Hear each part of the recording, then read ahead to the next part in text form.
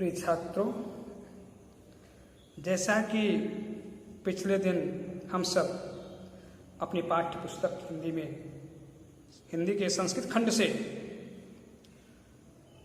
सदाचार नामक शीर्षक का अध्ययन कर रहे थे,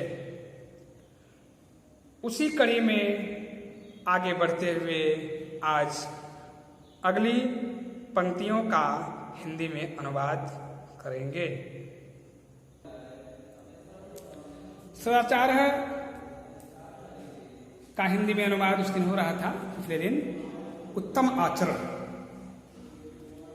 आगे देखेंगे अगली पंक्तियों को।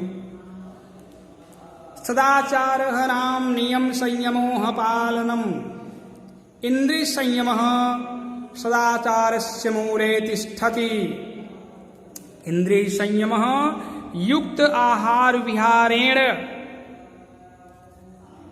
युक्त स्वप्नावबोधेन च संभवति।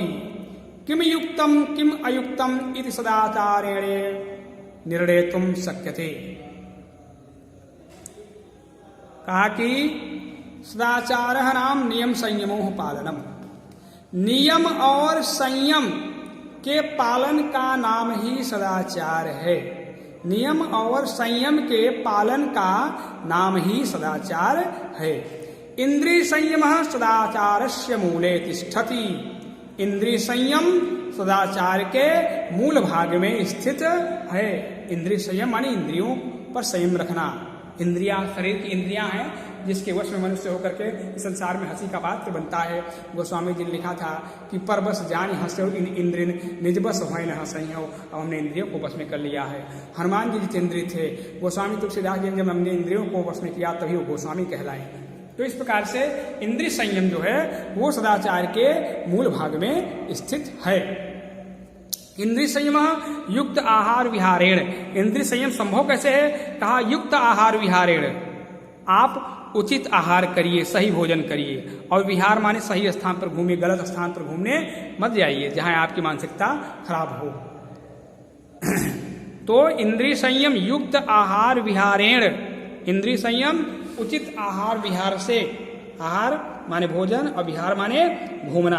तो इंद्रिय संयम युक्त आहार विहार से माने उचित खाने और भोजन उचित स्थान पर घूमने से, युक्त स्वप्नावबोधेन च संभवति। और सही समय पर सो जाने से, सही समय पर जागने से ही संभव हो सकता है।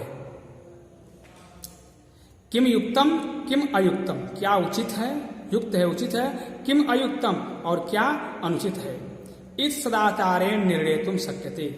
इसका निर्णय सदाचार से ही हो सकता है। सदाचार नाम नियम संयमो पालनम। नियम और संयम के पालन का नाम ही सदाचार है। इंद्रिय संयम सदाचारस्य मूले तिष्ठति। इंद्रिय संयम सदाचार के मूल भाग में स्थित है, मुख्य भाग में स्थित है। इंद्रिय संयम युक्त आहार विहारेण युक्त स्वप्नावबोधेन च संभवति। इंद्रिय संयम उचित समय पर उचित आहार करने से, उचित स्थान पर घूमने से, उचित समय पर सोने से और उचित समय पर जागने से ही संभव हो सकता है। किम युक्तम किम अयुक्तम इस सदाचारेण निर्णेतुं शक्यते। क्या युक्त माने उचित है और क्या अयुक्त माने अनुचित है, इसका निर्णय सदाचार से ही हो सकता है। ये केपि पुरुषाः महान्तः अभवन् ते संयमेन सदाचारेण एव उन्नतिं गताः। यः जनः नियमेन अधीते यथा समयं सेते जागर्ति खादति पिबति च स निश्चयेन अभ्युदयं गच्छति। सदाचारस्य महिमा शास्त्रेषु अपि वर्णिता है। कहा कि इंद्रिय संयम ये कहा के भी पुरुषा महानतः भवन, जो कोई भी पुरुष महान हुए हैं, ते संयमेन सदाचारेण उन्नतिं गताः। वे संयम और सदाचार से ही उन्नति को प्राप्त हुए हैं। यह जनः नियमेन अधीते, जो लोग नियम से अध्ययन करते हैं, यथा समयम सेते माने उचित समय पर सोते हैं, जागरती सही समय पर जागते हैं, खादती सही भोजन करते हैं, पिबती सही पानी पीते हैं, सत निश्चयन अभ्युदयम गच्छति वो निश्चय ही अभ्युदय को प्राप्त होते हैं, माने विकास करते हैं। सदाचार की महिमा शास्त्रे तो अपिवर्णिता, सदाचार की महिमा शास्त्रों में भी वर्णित है। ये कापि पुरुषाः महान्तः अभवन्, जो कोई भी पुरुष महान हुए हैं, ते संयमेन सदाचारेण एवं उन्नतिम गताः, वे संयम और सदाचार से ही उन्नति को प्राप्त हुए हैं। यह जनः नियमेन अधीते, जो लोग नियम से अध्ययन करते हैं, यथा समयम सेते और सही समय पर सोते हैं, जागरती जागते हैं, खादती खाते हैं, पिबती पीते हैं, सच निश्चयन अभ्युदयम गच्छति वो निश्चित रूप से ही अभ्युदय को प्राप्त होते हैं, माने विकास करते हैं। सदाचार की महिमा शास्त्रे तो अपिवर्णिता, सदाचार की महिमा शास्त्रों में भी वर्णित है। सर्वलक्षणहीनोपि यह सदाचारवान श्रद्धालु अनसूयश्च शतं वर्षाणि जीवति। सर्वलक्षणहीनोपि सारे लक्षणों से हीन होते हुए भी यह सदाचारवान रह, जो लोग सदाचारी होते हैं,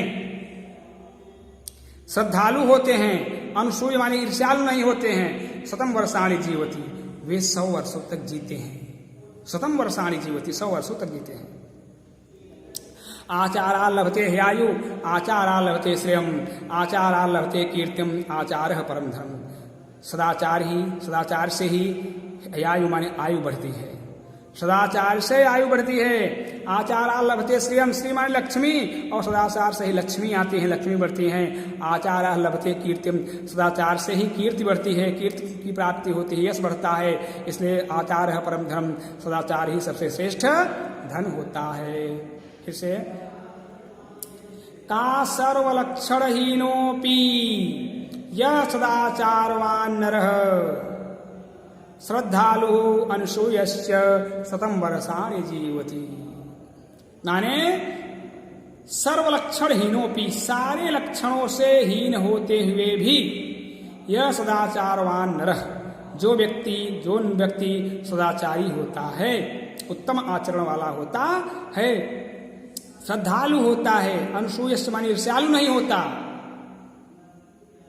कहा शतं वर्षाणि जीवति, शतम माने 100, वो 100 वर्षों तक जीता है। आचारा लभते आयु, आचारा लभते श्रेय, सदाचार से ही आयु बढ़ती है, सदाचार से ही श्री माई लक्ष्मी बढ़ती हैं, लक्ष्मी आती हैं। आचारा लभते कीर्तिम, और सदाचार से ही कीर्ति की प्राप्ति होती है। इसलिए आचार है परम धर्म, सदाचार ही सबसे श्रेष्ठ धन होता है।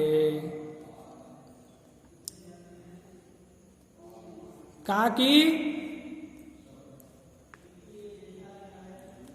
अतएव सदाचार सर्वथा रक्षणीयः। महाभारते अपि सत्यम एव उक्तम यत् अस्माभिः सदा चरित्रस्य रक्षा कार्या। धनं